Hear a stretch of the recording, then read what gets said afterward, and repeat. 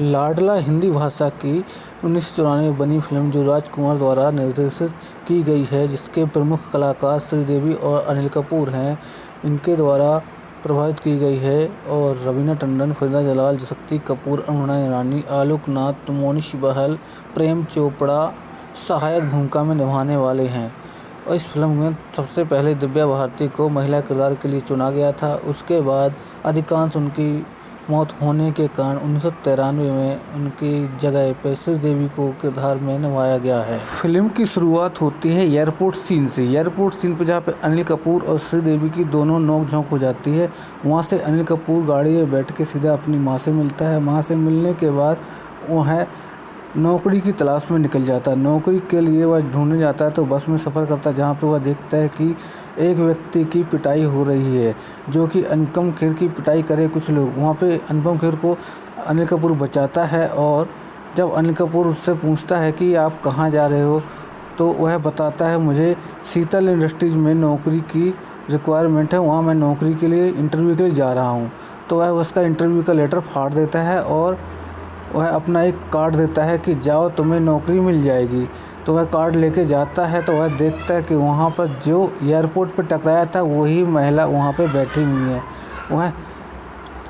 वह देखकर डर जाता है और उस दिन की सॉरी बोलता है। तो उसे देखकर श्रीदेवी बहुत तेज़ गुस्सा हो जाती है और उसे सीधा गेट आउट बोल देती हैं। तो वह अनिल कपूर वहाँ पे हंसता है और बोलता है आप मुझे नौकरी भी देंगी और सलाम भी करेंगी। वह कार्ड देता है तो शीतल, जो कि श्रीदेवी, वह कार्ड को बिना देखे ही फाड़ देती है। उसके बाद वह वापसी जाता है अस्पताल में, जहाँ पे अनुपम खेर रहता है। वहाँ पहुँचता है तो अनुपम खेर कहता है कि नौकरी मिल गई, लेकिन वह कहता है नौकरी नहीं मिली और मुझे जलील करके वहाँ से भगा दिया। वो कहता है दोबारा जाने के लिए बोलता है तो वह अपनी बेटी को समझा देता है, शीतल जो श्रीदेवी है उनको समझा देता है कि नौकरी देने। तो वह जाता है तो उनको नौकरी मिल जाती है चीफ मैकेनिक की, जो कि पहले कहीं काम कर रहे, चीफ मैकेनिक में ही काम कर रहे थे।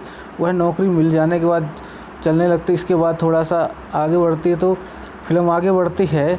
वहाँ पे एक चुनाव आता है, जो कि उसका यूनियन का चुनाव स्टार्ट हो जाता है। यूनियन के चुनाव के लिए शक्ति कपूर को चुन लेती है, जो कि श्रीदेवी अपनी तरफ से चुनती हैं। शक्ति कपूर को यूनियन बना देती हैं, लेकिन ऐसा नहीं है।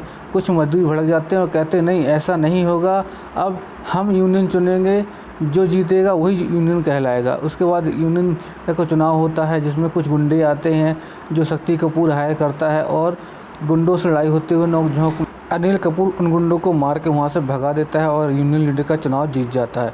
जिसके बाद शक्ति कपूर यूनियन का जीतने के बाद उन दोनों की मीटिंग होती है। श्रीदेवी उनको समझाते हैं काम कैसे करना है, लेकिन शक्ति कपूर बौखलाया हुआ रहता है और अपने साथियों के साथ मिलकर श्रीदेवी को मारने का प्लान बनाता है और उन्हें मारने के लिए एक्सपोज करता है। तो जहाँ पे उनकी मीटिंग चल रही होती है वहीं पे ऊपर से वह कुछ गिराने की सोचता है, वह जो कि अनिल कपूर देख लेते हैं। उसके बाद वह उनको श्रीदेवी को बचाते हैं तो वह लुढ़कते लुढ़कते एक दूसरे से लिपट जाते हैं।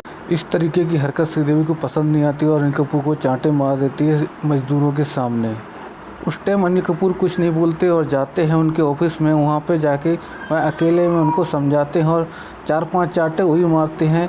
फिर फिल्म नेक्स्ट चरण में चलती है और एक मजदूर का हाथ कट जाता है। हाथ कटने के बाद सभी लोग उसके लिए दौड़ते हैं तो अनिल कपूर एम्बुलेंस का वेट न करते हुए जो श्रीदेवी की गाड़ी है उसको लेकर चले जाते हैं और उस मजदूर का हाथ कटने से बचा लेते हैं।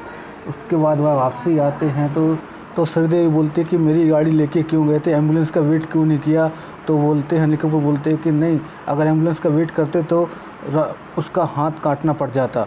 तो उसके बाद सभी लोग, श्रीदेवी कहती हैं कि आपको हम नौकरी से निकालते हैं।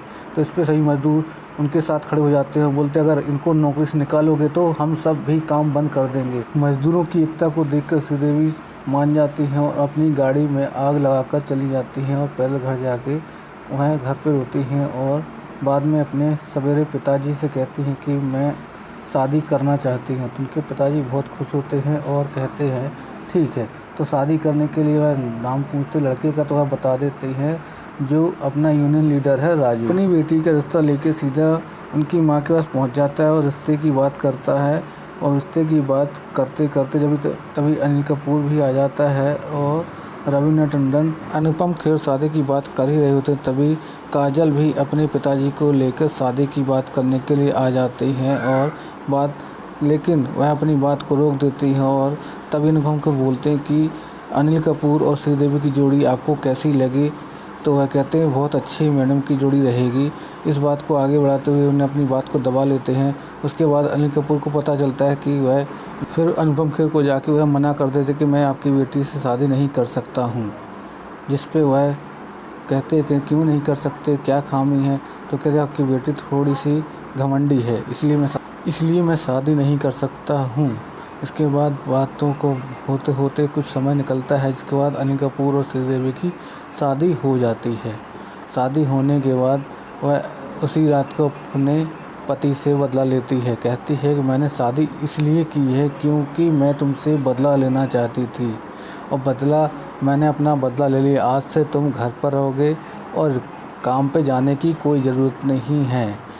आप घर में रहिए, फैक्ट्री मैं संभालूंगी। फैक्ट्री में 2-2 मालिकों की कोई ज़रूरत नहीं है, इसलिए आप घर पे रहिए, ठीक है। उसके बाद आगे बढ़ती फिल्म तो अनिल कपूर जैसे ही सवेरा होता तो अपनी यूनियन लीडर वाली ड्रेस पहनकर फैक्ट्री के लिए निकल जाते हैं।